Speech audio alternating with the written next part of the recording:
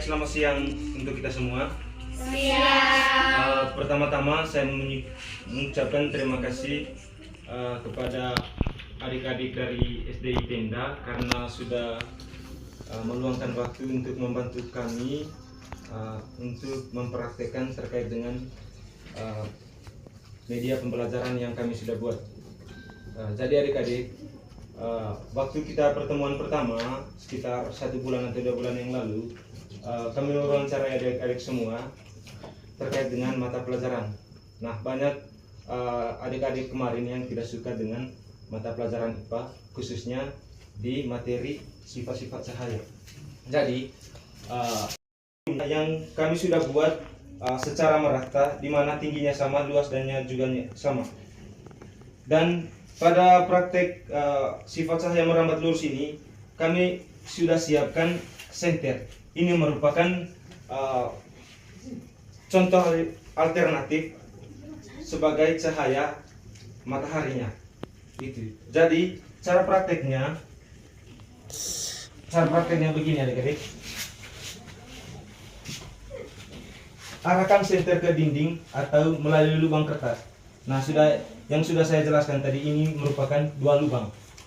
Gitu. Nah, kita langsung menyalakan senternya saja. Coba teman-teman atau adik-adik semua perhatikan dengan baik, karena setelah praktik ini sebentar kami akan menanyakan 1-2 orang terkait dengan apa yang adik-adik semua pahami terkait dengan sifat-sifat cahaya ini. Oke, coba adik-adik perhatikan semua.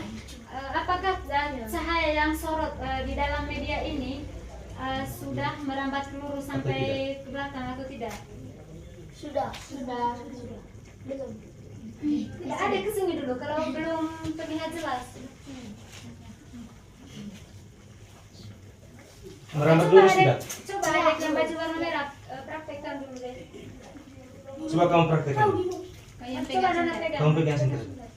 Kakinya ada sini. Coba teman-teman yang lain melihat. Sudah. Coba teman-teman semua mengamati dulu ya. Apakah sifat cahayanya merambat lurus atau tidak? Lurus. Oke, berarti kesimpulannya di sini bahwa cahaya membentuk garis lurus terlihat dari bayangan atau titik terang yang terbentuk. Ini merupakan praktek yang pertama terkait dengan sifat-sifat cahaya merambat lurus. Kesempatan berikutnya saya memberikan kepada teman kelompok.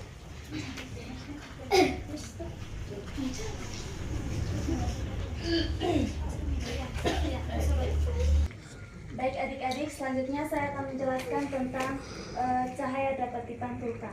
Jadi, cahaya dapat dipantulkan ini artinya cahaya yang mengenai suatu benda yang dapat kembali. Contohnya itu dapat dilihat pada penggunaan senter dan cermin.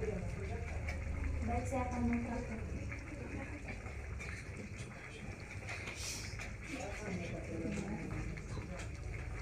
Baik adik-adik, sekarang kalian lihat apakah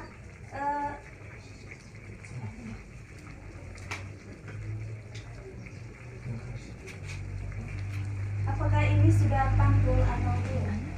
Sudah.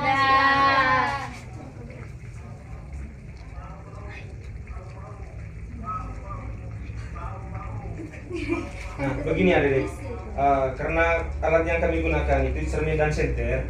Nah, otomatis jika cahaya senter ini dinyalakan ke arah cermin, otomatis pantulan cahaya senter ini ke cermin ini akan memantulkan kembali kepada misalnya kepada adik-adik. Ini contohnya tadi kan kita sudah praktek tadi kan ini cahaya senter kita nyalakan kepada cermin toh. Nah, otomatis pantulan dari cahaya senter ini akan memantulkan kembali kepada teman-teman misalnya. tempat lain?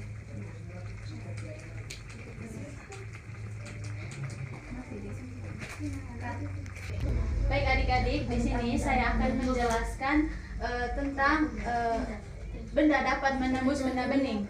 Baik, artinya cahaya bisa melewati benda yang jernih atau transparan sehingga kita masih bisa melihat benda di belakangnya.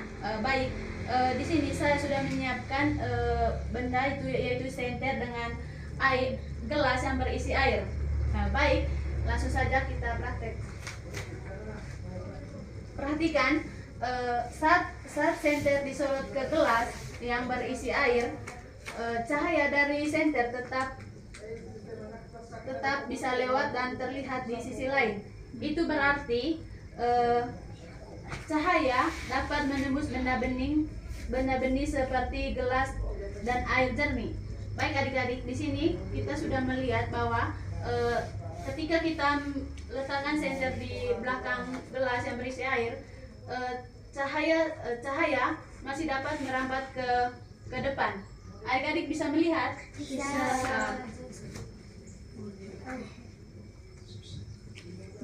Apakah adik-adik lihat cahayanya bisa menembus Benda bening? Bisa. Baik. Baik adik-adik, itu saja penjelasan dari saya tentang benda dapat menembus benda bening. Penjelasan berikutnya itu cahaya dapat dibiaskan. Adik-adik lihat ada dua benda yang kakak pegang di sini. Yang satunya benda bening berisi air dan yang satunya pulpen. Nah, pulpen ini kelihatannya lurus. Nah, jika dimasukkan ke dalam air kelihatan, coba adik-adik perhatikan. Bengkok besar. Bengkok besar. Kira-kira kenapa pulpennya kelihatan bengkok kalau posisinya begini, kalau sudah taruh di dalam air begini? Ada yang kelihatannya macam patah, ada yang kelihatannya besar, bengkok dan besar. Oke adik-adik, ini namanya cahaya dapat dibiaskan, yang dimana cahaya berubah arah saat melewati air, sehingga sedotan terlihat bengkok. Ini, sehingga sedotan terlihat bengkok atau pulpen ini terlihat bengkok. Inilah yang disebut dengan pembiasan cahaya. Coba diperhatikan. Nah, kalau begini, pulpennya kembali semula lurus. Nah, kalau sudah taruh dalam air dan ubahnya akan wujudnya akan berubah. Maka dari sini kakak tanya dulu, apakah adik sudah memahami tentang sifat cahaya dapat dibiaskan? Sudah. Nah, oke, terima kasih. Tepuk tangan untuk kita semua. Oke adik-adik, kakak ingin bertanya dulu. Mengenai tentang sifat-sifat cahaya tadi, mana yang adik-adik suka belajar tentang sifat-sifat cahaya ini? Disuruh menulis materi atau disuruh mempraktekkan langsung seperti begini? Dengan cara praktik, Alasannya kenapa? gampang dimengertikan. Oke, yang lainnya?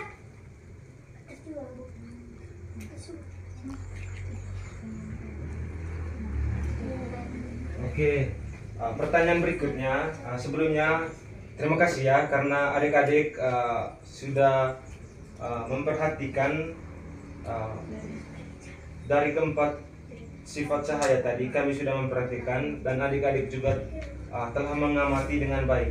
Nah, dari mengamati itu tadi, saya ingin memberikan satu pertanyaan kepada adik yang tidak mengerti dengan materi IPA, khususnya dengan sifat cahaya kemarin.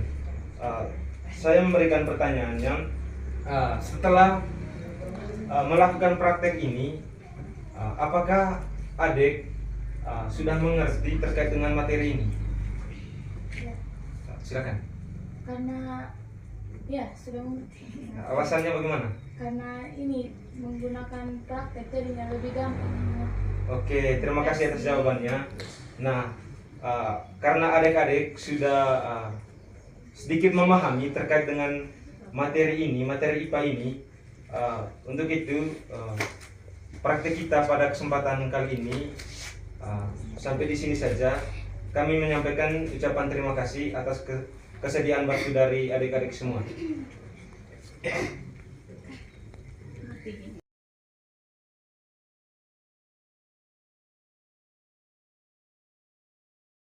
Oke, selamat siang adik-adik. Iya, Pak. Baik, di sini kami akan melakukan pengimplementasian sifat-sifat cahaya. Untuk kesempatan ini, kakak berdua akan memperkenalkan diri terlebih dahulu. Perkenalkan, nama saya Renalus Rendianto, biasa dipanggil Roy. Saya mahasiswa Unika 1 Polres Luteng, program studi pendidikan guru sekolah dasar. Saya semester 2. Saya punya nama Batis Uldin, biasa dipanggil Uldin. Sama dengan kakak Roy juga. Roy di PGSD semester 2. Baik, langsung saja. Di sini kakak berdua akan menjelaskan sifat-sifat cahaya. Yang pertama yaitu sifat cahaya merambat lurus. Cahaya yang merambat lurus yaitu cahaya yang bergerak dalam garis lurus. Contohnya senter yang diarahkan ke suatu benda.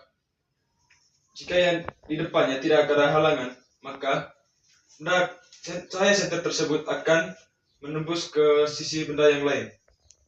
Yang kedua, cahaya dapat dipantulkan. Di sini cahaya akan memantul jika mengenai permukaan yang mengkilap. Contohnya cahaya senter yang diarahkan ke cermin. Otomatis cahaya dari senter tersebut akan memantul ke arah yang lain. Yang ketiga itu saya dapat dibiaskan itu arah rambat cahaya akan berbelok saat melewati dua medium dengan urutan berbeda. Contoh, jika ini ballpoint simpan dalam gelas, maka kelihatannya bengkok. Yang keempat, cahaya menembus benda bening. Cahaya menembus benda bening melewati materi transparan. Contohnya, jika sinar matahari, maka jika senter kita nyalakan di kaca jendela, atau gelas, maka cahayanya akan menembus. Oke, baik. Di sini kakak berdua akan langsung saja ke praktik. Yang pertama yaitu cahaya merambat lurus. Oke, adik-adik bisa lihat di sini. Cahaya merambat lurus yaitu jika cahaya dari senter ini di depannya tidak ada halangan, maka cahaya ini akan tembus ke sisi yang ini. Begitu jika cahayanya tidak ada halangan di depannya. Yang kedua, cahaya dapat dipantulkan. Ini contoh jika cahaya dipantulkan. Contohnya, jika cahaya senter mengarah kepada cermin, maka efek cahayanya dipantulkan ke atas plafon.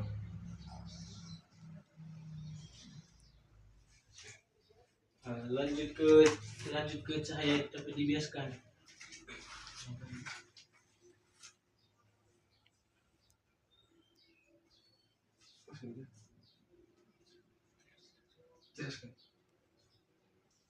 Oke adik-adik, kalian sudah lihat pulpen dalam kelas. Adik-adik lihat pulpennya seperti apa? Itu yang dinamakan dengan cahaya dapat dibiaskan. Lanjut yang keempat, cahaya menembus benda bening.